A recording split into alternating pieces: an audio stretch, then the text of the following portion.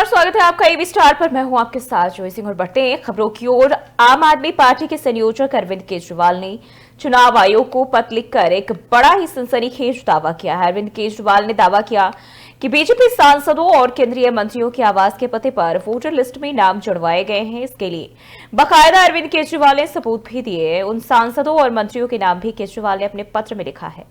नई दिल्ली विधानसभा क्षेत्र में मतदाता सूची में अनियमितताओं के आरोपों के संबंध में के राष्ट्रीय संयोजक अरविंद केजरीवाल ने मुख्य चुनाव आयुक्त को पत्र लिखा। पत्र में उन्होंने लिखा कि केंद्रीय मंत्री और भाजपा के नेता अपने घर के पते पर फर्जी वोट बनवा रहे हैं। उनके खिलाफ तुरंत एफआईआर दर्ज कर कार्रवाई की जानी चाहिए। भाजपा प्रत्याशी प्रवेश वर्मा के पते पर 33 नए वोट बनाने के लिए आवेदन किया गया। अगर यह भाजपा प्रत्याशी की मर्जी से हुआ है तो प्रवेश वर्मा को तुरंत चुनाव लड़ने से अयोग्य घोषित किया जाना चाहिए।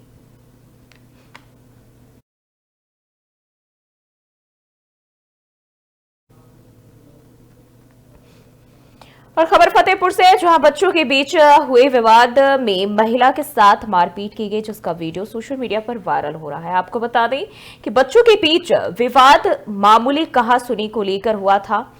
वहीं महिला के साथ कुछ युवकों ने मारपीट की घटना को अंजाम दिया। सदर कोतवाली क्षेत्र के कांशीराम कॉलोनी का मामला बताया जा रहा है।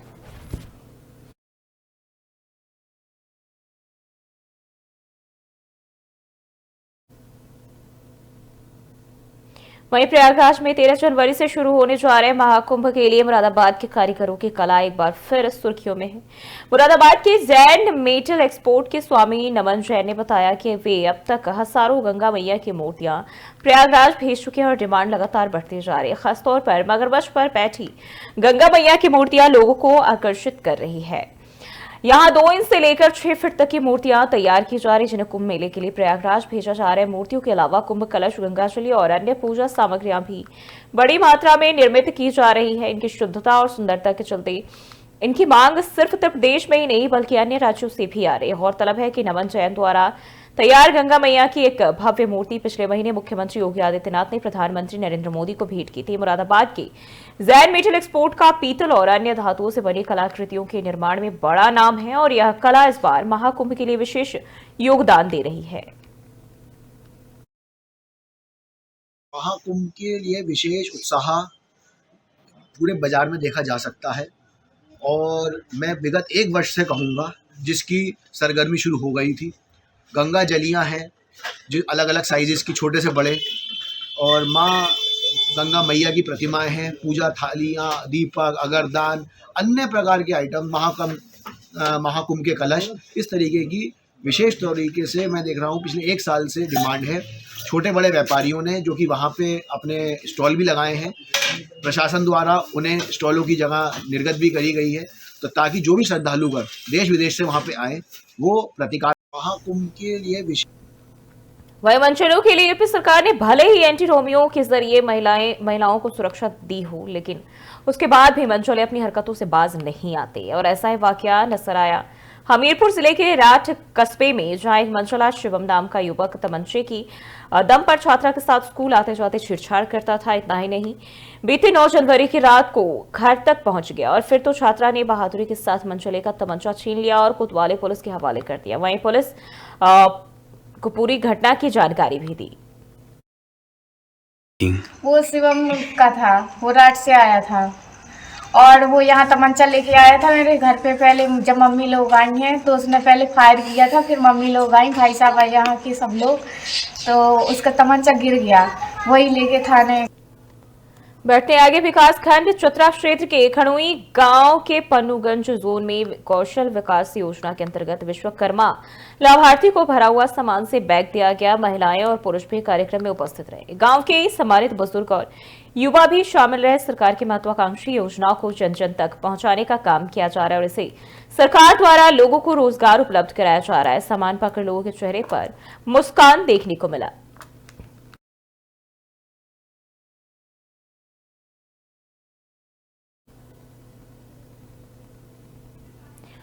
और संभल से खबर सामने आ रही, महिला दरोगा पर ठगी का आरोप। नौकरी लगवाने के नाम पर 73,000 की ठगी की गई। संभल में तैनात थी दरोगा अब हो चुका है लखनऊ ट्रांसफर। एसपी के आदेश पर आरोपी के खिलाफ केस दर्ज किया गया है। बहजोई थाना क्षेत्र की यह घटना बताई जा रही, जहां नौकरी लगवाने के नाम पर 73,000 की ठगी की गई है।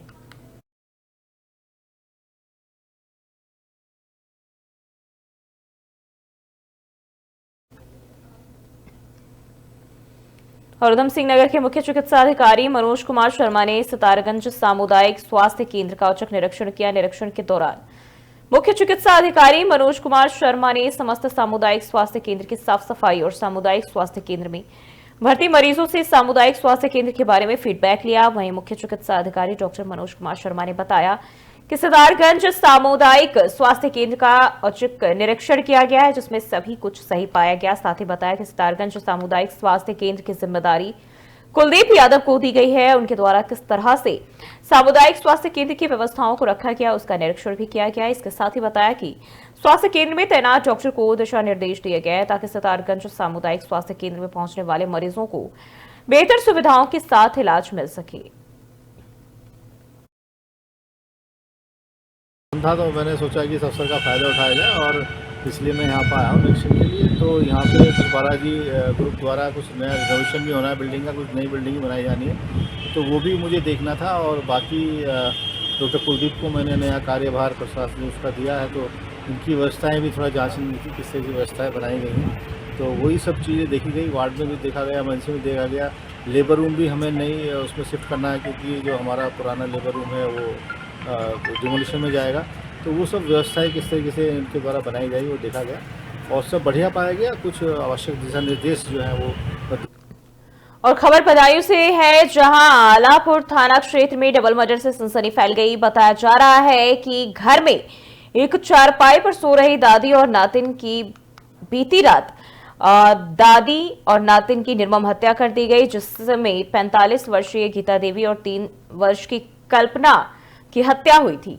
मामले की सूचना पर पहुंचे थाना पुलिस और सीओ ने शव को कब्जे में लेकर पोस्टमार्टम के लिए भेज दिया है। वही घटना की तहरीर में 2 नामजद किए गए हैं और पूरी घटना की जांच पड़ताल में पुलिस जुट गई है। पूरा मामला आलापुर थाना क्षेत्र के हयात नगर गांव का बताया जा रहा है। आज दिनांक 11/1 को ये सूचना प्राप्त हुई थाना अल्लापुर के हयात नगर में दादी और पोती की हत्या सर में चोट मारकर कर दी गई है। इस संबंध में तत्काल पुलिस बल मौके पर पहुंचा और मौके पहुंचने के बाद वादी रामनाथ के द्वारा एक तहरीर दी गई है, जिसमें कि ये बताया कि 10 साल पूर्व प्रेमपाल की लड़की को इसका लड़का लेकर चला गया था। उसी संबंध में रंजिश चली आ रही थी। इनके द्वारा तहरीर दी गई है कि प्रेमपाल और उनका लड़का अरवेश उनके द्वारा ये कार्य किया गया है। इस संबंध में अग्रिम विधि। हरदोई में तैनात एक सिपाही ने एक महिला की अश्लील फोटो बनाकर उसे महिला के व्हाट्सएप पर भेजकर रुपए की मांग की और रुपए ना देने पर फोटो वायरल करने की धमकी दी।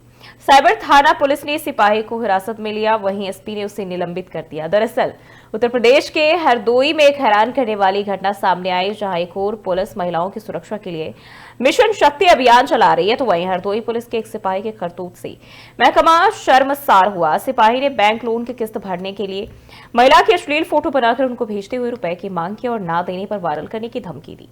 पीड़िता ने साइबर थाने में एफआईआर दर्ज कराई और जब जांच हुई तो फोटो भेजने वाला सिपाही निकला, जिससे हिरासत में लिया गया है। एसपी ने सिपाही को निलंबित कर दिया। सिपाही से पूछताछ करने पर उसने बताया कि उसने बैंक से लोन लिया था, जिसके समय से किस्त नहीं दे पा रहा था और इसी के चलते उसने महिला की अश्लील फोटो बनाई और उसे भेजकर रुपए की मांग की है। कल दिनांक 10 जनवरी 2025 को एक महिला आरक्षी द्वारा प्रार्थना पत्र दिया गया, जिसमें उसके द्वारा बताया गया कि उसके व्हाट्सएप नंबर पर एक अज्ञात नंबर से उसके कुछ कूट रचित फोटो भेजकर उसको परेशान किया जा रहा है। इस घटना का तत्काल संज्ञान लेते हुए साइबर थाना जनपद हरदोई में सुसंगत धाराओं में अभियोग पंजीकृत किया गया व इसमें एक व्यक्ति को पुलिस द्वारा हिरासत में लिया गया। पूछताछ में पता चला कि यह व्यक्ति जनपद हरदोई में आरक्षी पद पर कार्यरत है। इस व्यक्ति का नाम विनय कुमार पुत्र सतीश चंद्र है। ये भी अवगत कराना है कि श्रीमान पुलिस अधीक्षक महोदय द्वारा उक्त आरक्षी को तत्काल प्रभाव से निलंबित कर दिया गया है। उत्तर प्रदेश के मुख्यमंत्री योगी आदित्यनाथ द्वारा डग्गामार वाहनों पर कार्रवाई के निर्देश दिए गए थे। इसके बावजूद कौशाम्बी जिला मुख्यालय में आरटीओ की मेहरबानी से बिना रूट परमिट की गाड़ियां फर्राटा भर रही। आपको बता दें कि मंझनपुर से मूरतगंज होते हुए प्रयागराज जाने वाली लगभग 55 डग्गामार वाहन बिना रूट परमिट के फर्राटे से सड़क पर दौड़ती रही और इतना ही नहीं, आरटीओ ने इसके लिए बाकायदा वाहन स्टैंड दे रखा है। डग्गामार वाहनों में भूसे की तरह सवारियां भी भरी जाती है। स्टैंड से वाहन नंबर के हिसाब से चलती है, लिहाजा नंबर ना छूट जाए इसके लिए वाहन सवारियों की जान जोखिम में डालकर तेज गति से चलती है। इसके चलते कई बड़े हादसे भी हो चुके हैं, लेकिन अधिकारी हादसे से कोई सबक नहीं सीखते। जिन गाड़ियों में अवैध धन नहीं आता उन वाहनों पर कार्रवाई करके खानापूर्ति की जा रही है। स्पेसिफिक रूट्स निर्धारित किए गए हैं डाइवर्जन के लिए, परंतु व्हीकल्स अगर बिना परमिट के आ रहे हैं तो बिना चालानी का नहीं जा सकते हैं। अगर वो परमिट नहीं है तो नहीं जा सकते हैं। अगर अभी संज्ञान में आया है तो हम लोग टीम गठित करेंगे और एसडीएम की अध्यक्षता में एक टीम गठित करेंगे और उसको क्रॉस चेक करवाएंगे। अगर कोई भी चीज ऐसे आती है तो हम लोग सख्त कार्रवाई करेंगे एआरटीओ के खिलाफ भी, और जो भी इसमें इन्वॉल्व है वसूली के मैटर में या बिना परमिट के गाड़ी को छोड़ने में जो भी इन्वॉल्व रहेगा उनके खिलाफ। और इस बुलेटिन में फिलहाल के लिए बस इतना ही। बने रहिए विस्तार के साथ।